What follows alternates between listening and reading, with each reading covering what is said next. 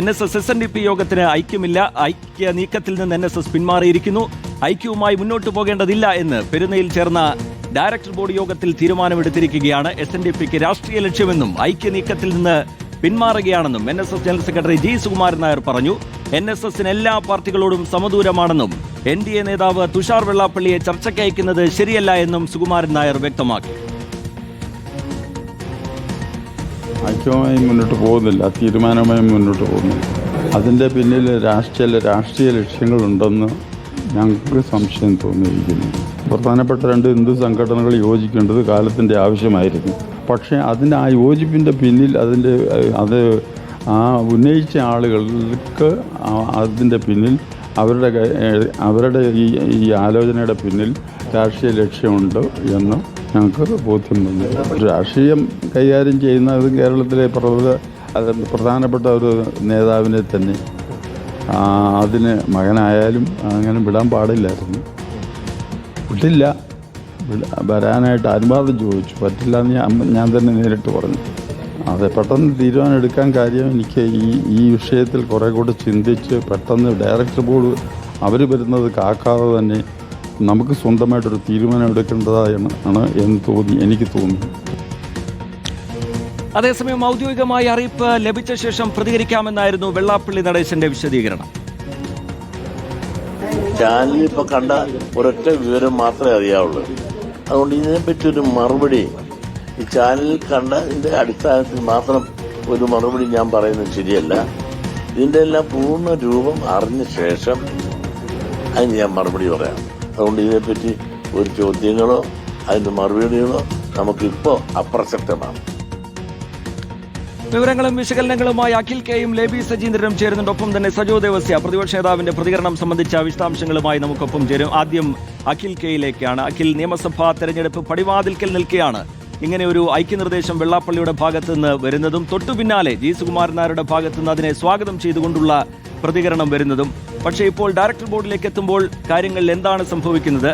G. Sukumaran Nair മാധ്യമങ്ങൾക്ക് മുമ്പിൽ ഈ ഐക്യം വേണ്ട എന്ന കാര്യം ചൂണ്ടിക്കാട്ടിക്കൊണ്ട് വിശദീകരിച്ചതിനപ്പുറത്തേക്ക് എന്തെങ്കിലും ഡയറക്ടർ ബോർഡ് യോഗത്തിൽ ഉണ്ടായിട്ടുണ്ടോ? സാധാരണ നിലയിൽ അങ്ങനെ ഈ പ്രതീക്ഷിച്ചതിനേക്കാൾ അപ്പുറത്തേക്കുള്ള ഒരു തീരുമാനം രൂപപ്പെട്ടു വന്നത് ഏത് തരത്തിലാണ്? നമ്മൾ മനസ്സിലാക്കുന്നത് എന്താണ് അഖിൽ കെ?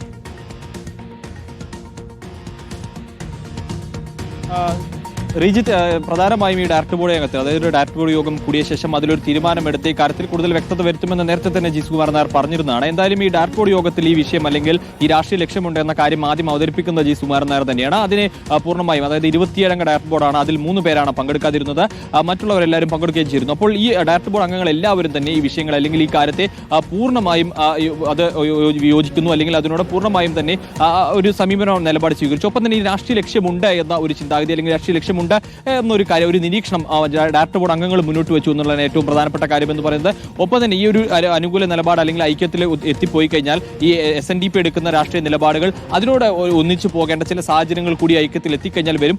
അത്തരത്തിൽ സാഹചര്യം ഉണ്ടായാൽ അത് NSSന് തന്നെയാണ് നഷ്ടം എന്നൊരു വിലയിരുത്തൽ കൂടി ഡയറക്ടർ ബോർഡ് വിലയിരുത്തി. ഇതിന്റെ അടിസ്ഥാനത്തിലാണ് എന്തായാലും രാവിലെ, അതായത് ഏറ്റവും ആദ്യം ഡയറക്ടർ ബോർഡ് ചേർന്നപ്പോൾ അതിൽ ഏറ്റവും ആദ്യമായി പരിഗണിച്ചതും ആദ്യം ചർച്ച ചെയ്തതും ഈ വിഷയം തന്നെയായിരുന്നു. അതിന് തൊട്ടു പിന്നാലെ തന്നെ ഡയറക്ടർ ബോർഡ് പൂർത്തിയാകുന്നതിന് മുമ്പ് തന്നെയാണ് ഇത്തരത്തിൽ ഔദ്യോഗികമായ അറിയിപ്പ് പുറത്തുവിടുന്ന ഒരു സാഹചര്യം പോലും ഉണ്ടായെന്നാണ് ഏറ്റവും പ്രധാനപ്പെട്ട കാര്യം എന്ന് പറയുന്നത്. ഈ ഡയറക്ടർ ബോർഡിന്റെ യോഗത്തിൽ ആദ്യം തന്നെ ചർച്ച ചെയ്യുന്ന വിഷയത്തിൽ കൃത്യമായ നിലപാടും ഒപ്പം തന്നെ ഈ ഐക്യം വേണ്ട എന്ന നിലപാടിലേക്ക് G. സുകുമാരൻ നായർ എത്തുകയും NSS ഡയറക്ടർ ബോർഡ് യോഗം പൂർണ്ണമായി, അതായത് എല്ലാവരും ഒരേ അഭിപ്രായം സ്വീകരിച്ചു, എല്ലാവരും ഐക്യ കണ്ടിന് ഈ കാര്യത്തിൽ തീരുമാനമെടുക്കുകയായിരുന്നു. ഇതിൽ എതിരെ അഭിപ്രായം അല്ലെങ്കിൽ ഐക്യം വേണം എന്ന തരത്തിലുള്ള അഭിപ്രായം ആർക്കും ഉണ്ടായിരുന്നില്ലാണ് ഏറ്റവും പ്രധാനപ്പെട്ട കാര്യം എന്ന് പറയുന്നത്. ഇതിൽ കൃത്യമായി ഈ രാഷ്ട്രീയ ലക്ഷ്യമുണ്ട് എന്നൊരു തീരുമാനം അല്ലെങ്കിൽ ആ ഒരു അഭിപ്രായം എല്ലാവർക്കും ഉയർന്നു വന്നു തന്നെയാണ് ഏറ്റവും പ്രധാനപ്പെട്ട കാര്യം എന്ന് പറയുന്നത്. എന്തായാലും ഈ NSSനും SNDPയുമായുള്ള ഐക്യത്തിലേക്ക് പ്രധാനമായും ഒരു വെല്ലുവിളി എന്നത് ഈ തുഷാർ വെള്ളാപ്പള്ളിയുടെ വരവ് തന്നെയാണ്. അതായത് വെള്ളാപ്പള്ളി വരുന്നതിന് പകരം തുഷാർ വെള്ളാപ്പള്ളി വിടുന്നു.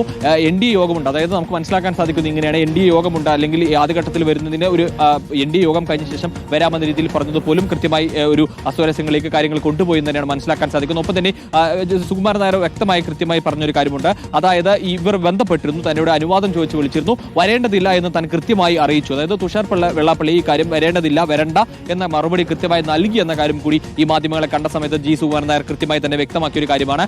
അതായത് ഈ SNDP വെള്ളാപ്പള്ളി അല്ലെങ്കിൽ SNDP NSS ഐക്യം, ആ ഐക്യത്തിലേക്ക് ഒരുകട്ടെ വെള്ളാപ്പള്ളി നടേശൻ അത്തരത്തിൽ പ്രസ്താവന നടത്തിയപ്പോൾ ആദ്യഘട്ടത്തിൽ തന്നെ വളരെ സ്വീകാര്യത കൂടി അതിനെ സ്വീകരിച്ചു വന്നിരുന്നു.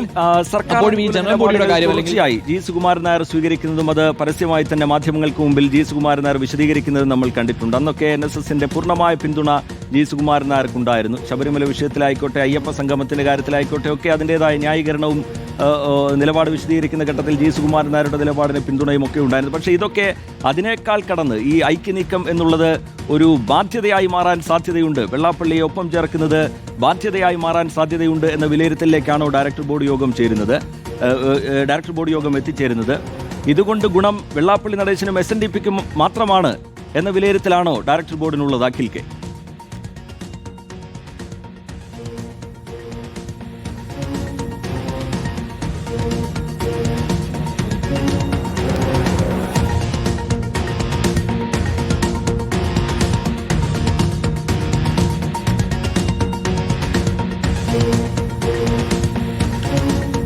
അഖിൽ കെയിലേക്ക് അല്പസമയത്തിനകം തന്നെ എത്താം. എന്തായാലും ആ ഐക്യനീക്കം പാളിയിരിക്കുകയാണ്. അങ്ങനെ ഒരു ഐക്യവുമായി മുന്നോട്ട് പോകേണ്ടതില്ല എന്ന നിലപാട് NSS സ്വീകരിച്ചിരിക്കുകയാണ്.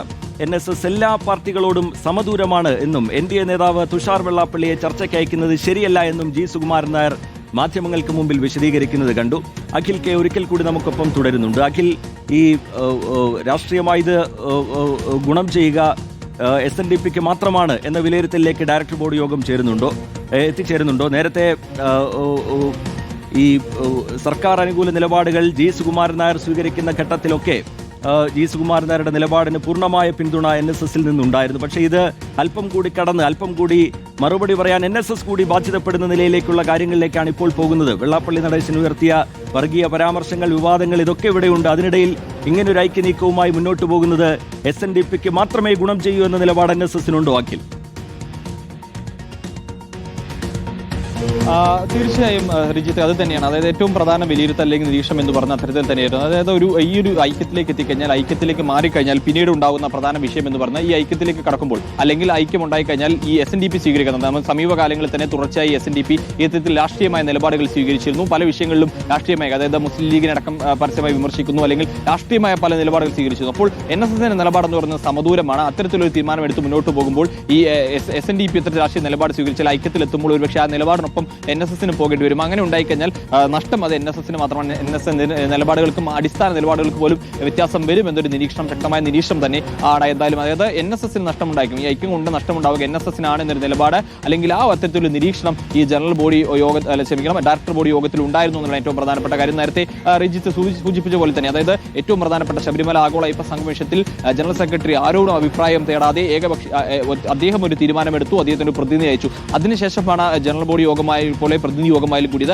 അന്ന് 300 പേരുടെ പ്രതിനിധി യോഗത്തിൽ പോലും ഒരാൾ പോലും എതിരഭിപ്രായം പറയാതെ എല്ലാവരും ഐക്യകണ്ഠേന ജനറൽ സെക്രട്ടറിക്കൊപ്പം നിന്നു എന്നുള്ളതാണ് ഏറ്റവും പ്രധാനപ്പെട്ട കാര്യം എന്ന് പറയേണ്ടത്. ഇന്നത്തെ യോഗത്തിനാണെങ്കിൽ പോലും ജനറൽ സെക്രട്ടറി തന്നെയാണ് ആദ്യം ഇത്തരത്തിലുള്ള അഭിപ്രായം അല്ലെങ്കിൽ ഒരു സംശയം മുന്നോട്ട് വെച്ച്, അല്ലെങ്കിൽ ഈ ഒരു രാഷ്ട്രീയ ലക്ഷ്യത്തോടു കൂടിയാണ് അവർ പോകുന്ന രീതിയിൽ മുന്നോട്ട് വെച്ചത്. അങ്ങനെ അതിൽ ഉരുത്തിരിഞ്ഞു വന്ന അഭിപ്രായം അതിലും ഐക്യകണ്ഠേന തന്നെയാണ് എന്നുള്ളതാണ്. അതായത് ഈ ഐക്യം വേണ്ട എന്ന നിലപാടിലേക്ക് എല്ലാവരും ഐക്യകണ്ഠേന എത്തുന്നു എന്നുള്ളതും ഏറ്റവും പ്രധാനപ്പെട്ട കാര്യം തന്നെയാണ്. അത്തരത്തിൽ ഐക്യകണ്ഠേന എല്ലാവരും ഒരുമിച്ച് എത്തുന്നു, ഒരു തീരുമാനത്തിലേക്ക് എത്തുന്നു എന്ന പ്രധാനപ്പെട്ട കാര്യം എന്ന് പറയുന്നത് അതിൽ ഈ രാഷ്ട്രീയമായിട്ടുള്ള അല്ലെങ്കിൽ NSSന് നഷ്ടമുണ്ടാകാനുള്ള സാധ്യത ഉണ്ട് എന്നൊരു വിലയിരുത്തൽ ജനറൽ ബോഡി യോഗം വിലയിരുത്തി എന്നുള്ളതും പ്രധാനപ്പെട്ട കാര്യം തന്നെയാണ്. ഡോക്ടർ ശരി, അഖിൽ കെ ആണ് വിശദാംശങ്ങൾ പങ്കുവെക്കുന്നത്. SN ട്രസ്റ്റ് ബോർഡ് യോഗം ബുധനാഴ്ച യോഗം ചേർത്തല SN കോളേജിൽ രാവിലെ 10:30 ചേരും. SNDP എങ്ങനെയാണ്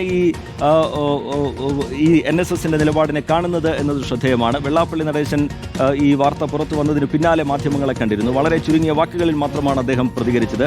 ഈ ഔദ്യോഗികമായി ഈ ഐക്യമില്ല എന്ന കാര്യം NSSൽ നിന്ന് അറിയിപ്പായി കിട്ടിയിട്ടില്ല എന്ന കാര്യമാണ് വെള്ളാപ്പള്ളി നടേശൻ പ്രതികരിച്ചത്. എന്താണ് SNDPയിൽ ഇനി സംഭവിക്കാൻ പോകുന്നത്? വെള്ളാപ്പള്ളി നടേശൻ ഈ തീരുമാനത്തെ എങ്ങനെയാണ് കാണുന്നത്? തുടർനീക്കങ്ങൾ എങ്ങനെയാണ് എന്നതും ശ്രദ്ധേയമായിരിക്കും.